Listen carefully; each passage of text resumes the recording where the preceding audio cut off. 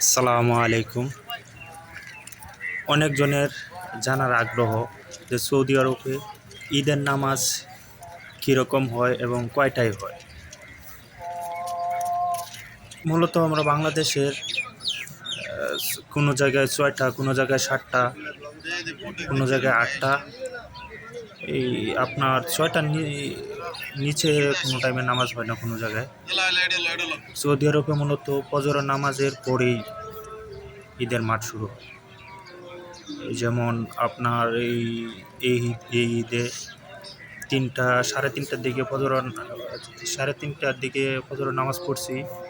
ওরা আধা ঘন্টা পরে ৪টায় মাঠ শুরু হয়ে গেছে। আমরা কেউ বাসায় গেছি, কেউ আবার এই মসজিদ থেকে আবার রওনা দিয়ে দিছি। আমি মূলত বাসায় গেছিলাম। বাসায় যাইয়া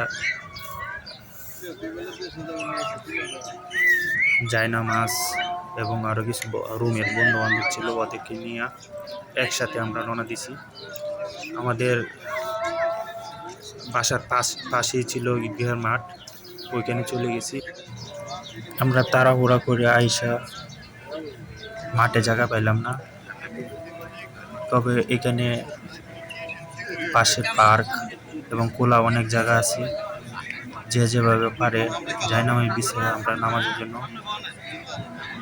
প্রস্তুত হয়ে গেলাম। এখানে দেখেন প্রচুর লোক।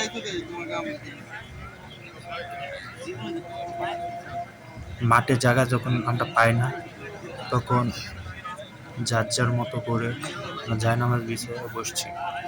ওইটাই নিয়ম। আমরা শুক্রবারে যখন নামাজ পড়ি, এখানে সব মসজিদে জুম্মার নামাজ হয় না। আমরা যার যার মতো করে আইসা, যারা মসজিদে জায়গা পাই ওরা মসজিদে পড়ি, আর না হয় আমরা রুটে জায়নামাজ বিছিয়ে সবাই নামাজ পড়তে বসি। আর ওইখানেও একই সিস্টেম।